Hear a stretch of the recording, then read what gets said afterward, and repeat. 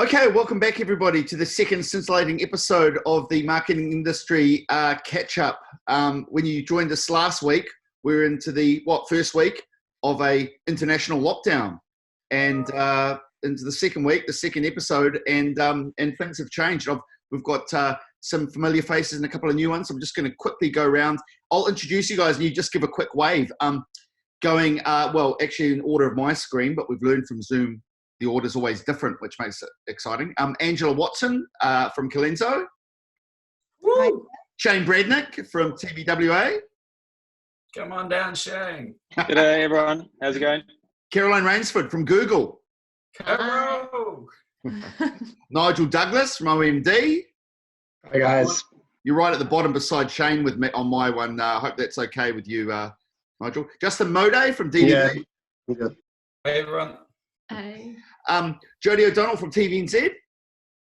Hello. And Bridget Smith from Lasso. Hi. So, guys, second week of the lockdown, or week, 2.5 as I like to. I'm consoling myself with it. I guess the question: how's the second week going for you guys? What new challenges have you discovered? What fun things have you learned? Feel free to kick it off. Anyone? Okay, I'll kick it off. Actually, we picked up on the conversation from last week in Zoomcast numero uno, when there was some chat about how to keep people connected, and subsequently we built a virtual water cooler from then to now, and we built it out of Teams and WebEx. Everyone's on it. You can dive into it willy-nilly and start a video chat. I've given it a couple of goes this week. It started to gain quite a bit of momentum, and it's pretty cool, pretty fun. So, yeah. Very nice. What are you chatting about, Nige? Trying not to chat about work, Jones. I think we learnt at Google that it's quite normal to feel a little bit down, or a little bit sort of not quite in your groove in week 2. We get to speak to a lot of our other Google teams globally, and they all found this week pretty hard in terms of lockdown. So we're finding that some people are really in their groove, and other people are sort of falling off the wagon and drinking Peter at lunchtime. But yeah, it's pretty tough. And so definitely just making sure I've got a little list of everybody in the team, and just keeping an eye on making sure that I've checked in with them at some point, or at least seen them, dressed up like a complete idiot on a call, but just making sure that everyone's present and accounted for in this week, I think, is important. Yeah, it definitely feels a little bit like, the novelty of week 1 has worn off. Mm. And probably the biggest learning for us is, that first jump into week 1, we absolutely tried to recreate the office online. And, maybe that isn't the best thing to do. You can only learn, I suppose, as you go through this. But there are some things you can replicate and some things you can't. We're really missing the corridor chat, which I think, your point about the water cooler, the amount of stuff that actually gets done through corridor chat, and that's lacking. But I think also, that we just replicated the office online. Mm-hmm. And, we're looking at ways actually that we can, I suppose, adapt to the medium.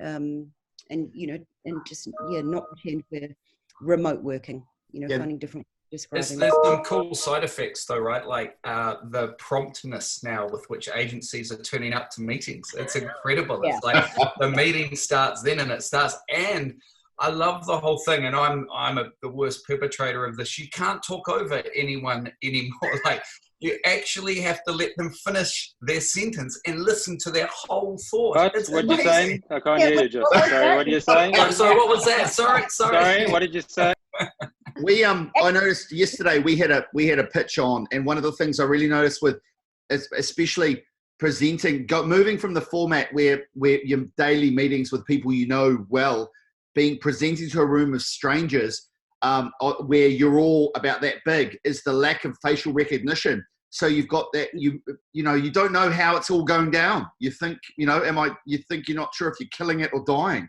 I think as well that talking over thing I just talked about, like, it's not all rude. It's actually sometimes just from enthusiasm and energy. And when you can't do that, you don't get that feeling in the room of people leaping in and liking stuff or not liking, like it sort of kills that buzz. Yeah, but how much are you loving having all the other countries you have to speak to, particularly Australia, suddenly understanding what it's like to be on VC the whole time?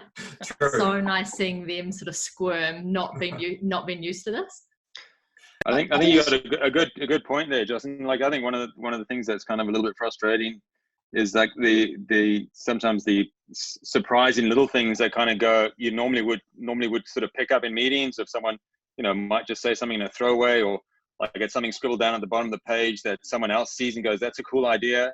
Like everyone's been really precise, and we're asking people to be precise so that like people know what to do. But like I think a lot of like sort of potentially cool ideas or interesting thoughts are kind of not landing because people are missing that like subtlety in everything, which I think is quite interesting or sad. I guess the question is, how can you bounce off each other and be iterative with this functional tool in the middle of us? And I think we've all experienced our best work coming from some sort of fluid iterative process of different points of view coming in, and it's taken a bit of while to think how we do that still. Well, I think it's right, because you do that whole drive-by piece, right, where you're constantly just going and talking to people all the time. And when you have to make an appointment to talk to them online about it, feels like it takes a lot longer. I don't know about you guys, but I feel like my inbox is out of control because you spend the whole day on the phone talking to people, and then you've got to catch up on the emails. But actually, I'm probably talking to more people than I was beforehand if I think about it outside of the business, which I think is encouraging, because echoing what you all think, this week's been harder than the previous one. And I think we've all discovered how hungry people's kids are, because just about every meeting you're ever having is interrupted every few minutes. But yes, honey, just go to the fridge, have whatever you want. Okay, fine. Sorry about that. Kids, who knew? They need feeding.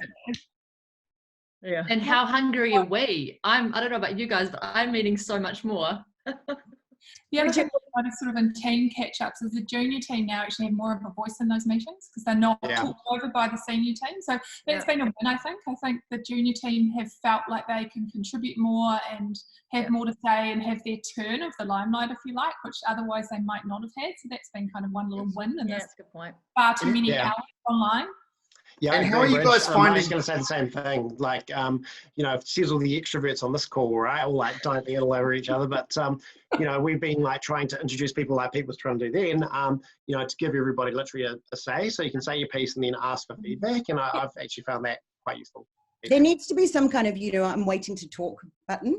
Hand signals. It's all about. I think I've got something urgent. But wouldn't we all have that button on the whole fucking time? Well, no, guys. If you wake up and convert to Google Hangouts, there's a button you can press to put your hand up. Oh. But also nice. the chat functionality is really good because you can have little private sidebar chats. Yeah, that's what I missed, the writing on paper with someone next to you while someone else is talking, Oh, that's where text comes in a meeting like this, but texting, like Angela and I are texting about you guys right now on our phones.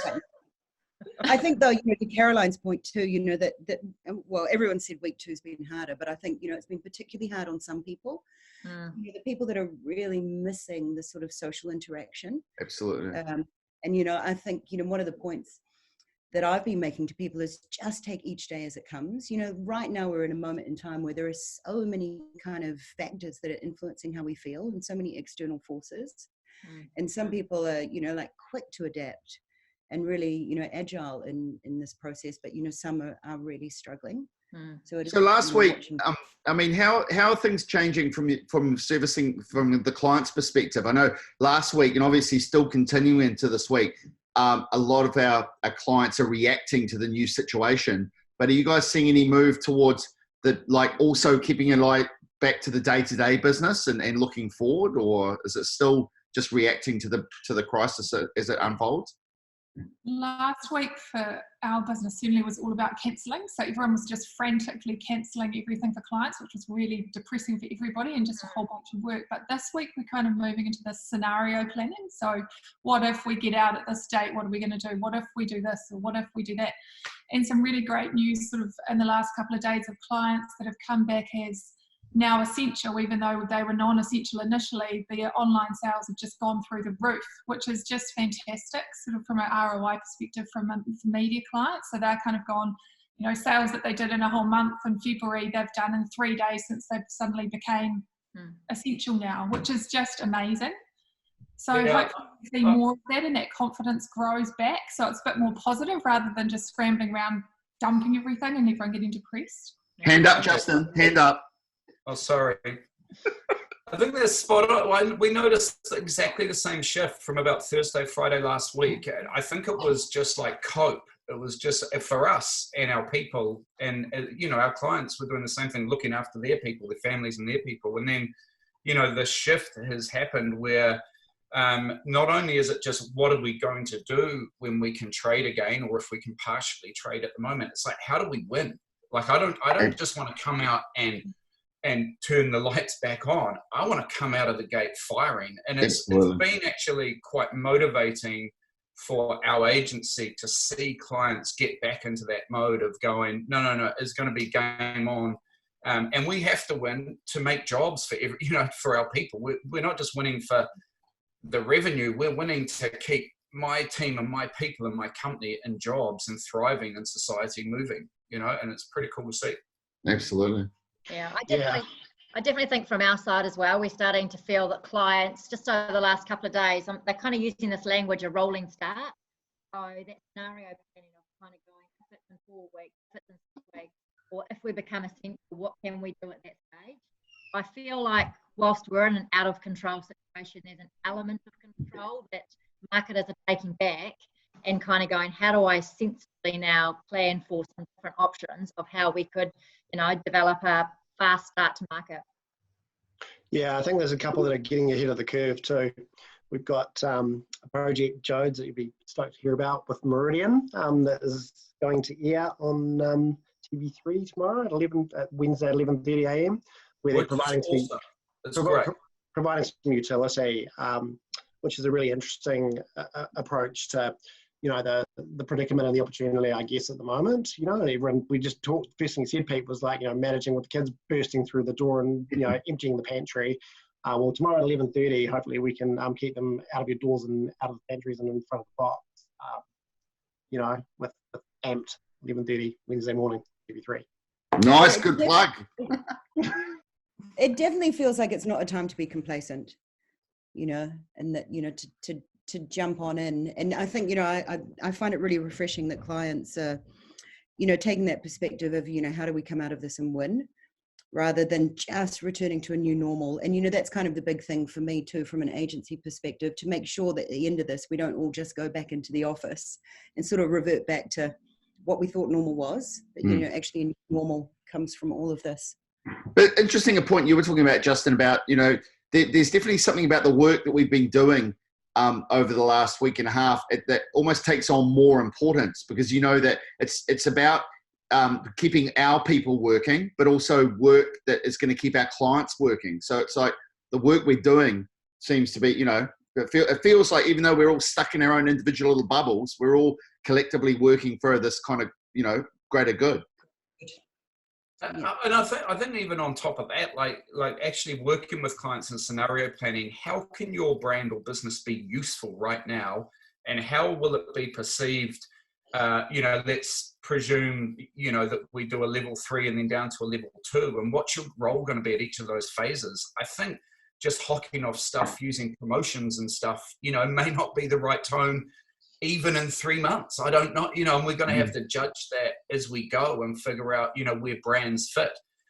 I think there's 2 really encouraging points for us as well. I mean, one is it does appear that there's this narrative building that New Zealand has got on this early, and what we are doing will be successful. Careful what we say. But, you know, that even if 4 weeks becomes 6 weeks, and for what it's worth, my vote would be, I'd rather do 6 weeks and knock this on the head than have to go back. But anyway, you know, I'm not Prime Minister. We'll leave that up to her. Not yet. Like, not yet. You know, like, it feels like there's support that, okay, we've got a plan, to your point earlier, Pete, we've got a plan and it's going to work. And we can now start to scenario plan what we would do. I think the second thing that's really encouraging from our point of view, there's research all around the world, and increasingly, hopefully from New Zealand, that shows in these times, consumers do want to hear from brands. They do.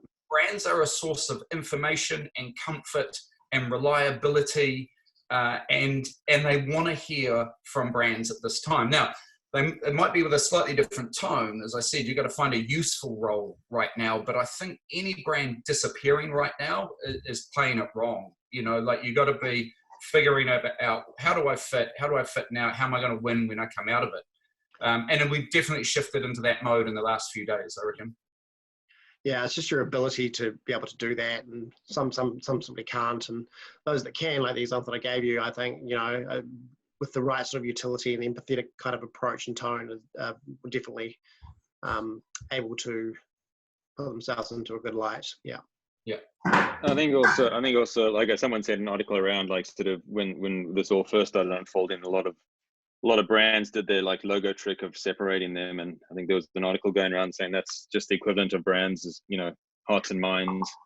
So what's it's prayers and thoughts or something like that, like was their version of that. But I think people are now beginning to expect brands to serve a role. I think Ange said it, you know, what is the role you're going to play, like sort of in this thing, and how am I going to see you playing a role? And I think like sort of people are going to start to, you know, either like accept them and kind of like respect them, or be cynical of ones who aren't playing the right role. And I think that's one of the things we have to be quite aware of, is like, you know, yes, people want to hear from brands, but they want to hear the right things and for the right reasons. And particularly in New Zealand, I think brands can play a particular role and a bigger role. Ritson, when he spoke last week, was pretty scathing about that. He was a hot topic that it was like, why are these brands trying to jump on when they actually don't have anything to say? I think the flip side of that is the ingenuity, the Kiwi ingenuity that's come out of this is quite extraordinary, where you can have a hyper ride become hyper meat, you know, and you kind of go, that's a surfboard company now selling meat because they've got the infrastructure and they've pivoted really well. And I think if we could have news stories, and Jodie, maybe this is a question for you, because all our clients have come back and said, oh, it'd be so good to see some good stuff happening, you know, and I wonder if the balance of even news broadcasting is just so negative. When we're sending out positive newsletters to our clients, they're coming back, oh, it's so much better than watching the news, so over watching the news now, it's so boring. You know, it's kind of like, where are these Kiwi ingenuity stories or things like that we can really celebrate that have kind of happened, you know? There's some amazing stories out there, and are we celebrating those enough? I don't know that we are. It feels like we're still stuck in, you know, too many statistics. Encourage us on that. One of my team used Google Data Studio to give us a daily update on tracking of all these things and gets it shared around. It's hilarious. Of course, when you've got data people on your team, they always want to share data. So we've got lovely charts, lasso version of COVID charts. Very, very good. Luckily, we're slightly tempering what is seen in those, because some of it is still not great, but we are seeing some positive things. But yeah, I agree, Bridget. Like, there's how many examples of small businesses have we see spin up e-com sites in literally a couple of days, where they've been, you know, they've sort of been in many cases laggards in the market around having a digital footprint, and they've already taken their first steps to do that. So, and there is some really good innovation coming, and the appetite to have even more is incredible. We're just inundated with companies saying, I do not want to ever go through a period like this not being ready in terms of data and technology. So I do think that it's going to move. You know, consumer behavior's already moved. We're seeing that. It's not, a lot of this is not going to go back. You know, house parties not going to disappear any soon. The way people are engaging with e-com now is not going to go back. You know, Foodstuffs and Woolies are going to continue to have far higher online penetration than ever before. So yeah, it's just how can we help businesses, you know, with satisfying that appetite, because it's all there. So I think it's going to be really exciting when we come out of this. Yeah, big business too, Kara. Sahi's launching an e-com site on Wednesday as well, I believe. Just after the kids, you know, at 11:30, then you'll be able to get your booze from Sahi's and Peronis, etc. And the market, Woodies, Justin. Have you seen the I needed some Aperol, of course, for my Aperol spritzers, and the market has every possible spirit option under the sun. I was pretty impressed with how quickly that popped up. Yeah, they really, that's another organisation that's pivoted massively to be able to respond in a useful, again, relevant kind of way. And I think that's kind of what we're saying. I was just going to say, I'll just go back to that news question as well, just to put a bit of context around that. Like, we all might be bored of it, but actually a shitload of people are still interested in watching it. I mean, you look at the ratings for 1 o'clock when they announce every single day the amount of new cases. It's actually phenomenal. In fact, at 1 o'clock, the ratings are higher than they used to be at 6 o'clock. So I get your point around the positive news stories, and I think for us, we're really keen to look at that. The challenge with, I think, all news organisations right now is because they're essential service, they're running on like 50% of the staff that they normally do. And so it's actually really hard for us to get out and about and do everything. You know, we would like to do positive stories right now, and I'll certainly take that feedback back and see if we can get some more of them. I guess what we try to do at 7 o'clock with 7 sharp, you know, so it's just kind of the right and appropriate time of the day. News guys, I think across all of the publishers are doing an amazing job running on essential services, you know, and half teams, you know, as they all split up into A and B teams. So something for us to think about definitely. But I think the entertainment side of any content is huge right now. Speaking of Kiwi ingenuity, though, I think it's like I have seen some nice news stories. I don't know, perhaps it's being at home means that I've actually been seeing the 6 o'clock news more regularly, kind of like the olden times. And I noticed that the Kiwi ingenuity coming through, like what Kiwis are getting up to in their own spare time, you know, backyard sports and memes and some really funny stuff. And I love how everyone has pivoted so quickly to, as well as the work side of doing online work, the social side, like the cheese boards and the work quizzes and even games of Pictionary. People have really quickly adapted to using the technology to kind of keep a bit of that the social spirit alive. Yes, I believe you can play Cards Against Humanity online, Pete, like if you're that way inclined. We'll play it. Doesn't it talk to the fact, though? I mean, you know, like I know that the world will never be the same, and we're embracing technology and different platforms in ways that'll stay to this degree. But you can't take away from the fact, like, of the basic human needs and behaviours of man. You know, Bill Bernbach, the whole thing. I'm more concerned with unchanging man, the desire to connect with people, to love, to have companions, to feel stuff. And that's been the best part of our industry, you know, for my whole career, is when you make people feel those core human emotions, not, you know, the sort of functional stuff. And, you know, also I think some of those behaviors will change. I think you'll also see a massive swing post this back to connecting to people. I've said hello more to my neighbours in the last week on my mental health walks than I have in the 5 years I've lived in this house. I had some guy call out from across the road and commenting on the beads I was wearing that I'd left on after playing with my daughter.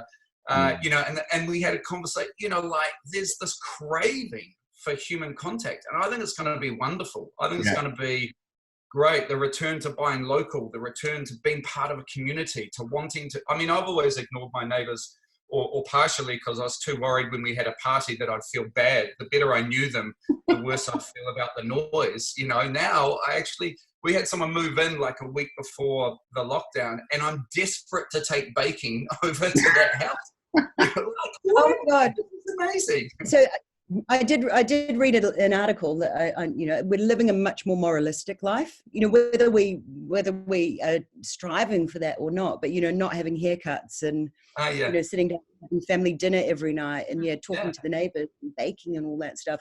I do hope that, you know, from that we kind of get, and it aligns for me with the work thing too, you know, that we have, you know, a greater importance on kind of living, which sounds like really weird, but, you know, on how we live and living. And I think, you know, if we get the work thing right and we don't just go back, you know, into the office and start replicating all those meetings. And we, you know, for me, the big thing, you know, we've always talked about, you know, it's not input, it's output that counts. Actually, if we can move away from the 9 to 5 requirement around input and just focus on outputs, and everyone can work to their own rhythm, you know, within reason. But whether you know, like me, I'm a night owl, and I would love to just be able to work at night and get to the office at 11 a.m. Maybe I'll be able to do that moving forward. Maybe we can take some of the learnings from this tough time, and actually it informs the way that the business goes forward and our work goes forward for the next, you know, decade. It'd be awesome. The funnest things. We've been working on some of that as well. Sorry, Pete. Oh, sorry. The funnest experience you've had in your online meetings this week at all? Any? We had a pretty cool pajama party in week 2, and it turns out that some of the guys in the team don't wear pajamas, so that was quite entertaining. Definitely wouldn't have made our content review, but it was good nevertheless. Onesies are always a good way to start the week. Shane's wearing one now, apparently. Very comfortable, actually. Just standing here. My first one was getting a text of Mode in a tie in his bed doing his whip on Monday morning, which transcended to OMG. Oh shit! And probably all over the gram. Yeah. I have to admit, I did my 9 a.m. Monday morning address from my bed wearing a tie, and did reveal the fact that just like now, I am wearing my boxer shorts. Oh God! Awesome, great legs, buddy. Nice. Nasty. You can come to work as you are. We had a massive cheese board again on Friday at work, and I just couldn't help thinking of the fact that because no one was actually eating cheese, how good that is for the cardiovascular system of everyone in the office. So it's like the zero guilt cheese board. I think this week's also being consumed by sort of the people's sort of growing frustration of just being in these meetings. And Tiger King, is that the Netflix episode series that's going around? I haven't watched it, but apparently that's the all-consuming, like, sort of, I think if there's 2 moral compasses, it's like being nice to our neighbors and not to be like that. Tiger King. I think that's a series that could have only been as popular given this lockdown period. Totally. Hey, you look a little bit like the New Zealand version of, you grow a bit of a mullet, you'd be away laughing. I'd love to get the mullet back. Fantastic. Yeah, and the accent.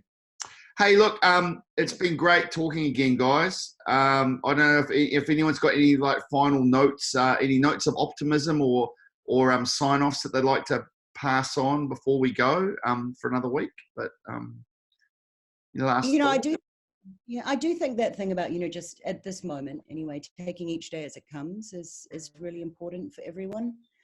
Just to kind of be in the moment. I live in a household where everyone around me, the children and their father, are on holiday, and all of them have decided to have a sleep in every single day of this month because they're never going to get the chance to do that ever again. And I think there's lots of little things like that just live in the moment and take each day. I reckon you've got to be kind to yourself at the moment, and just make sure that our industry is full of overachievers, and I think we've just got to be mindful around what we actually can achieve in this period, and just making sure that we are looking after each other. So yeah. And I think too, like the new habits that we're creating, it's like try and hold on to the good ones. Anyway, we've been going for like tools down at 5:30, and everyone goes out for a walk for an hour, and I was like, we would never normally do that, but it's such a good way at the end of the day for everyone just to kind of connect, get some mental health and fresh air. And it's awesome. Yeah. So I'll try and keep that one up. Awesome. Yeah.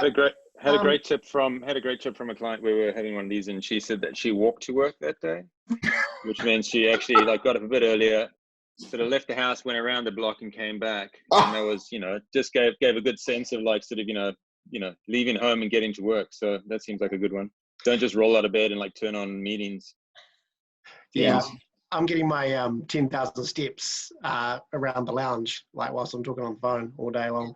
My tips to go are, kind of building on Caro, help each other out, give, take, compromise, find solutions for now and the future.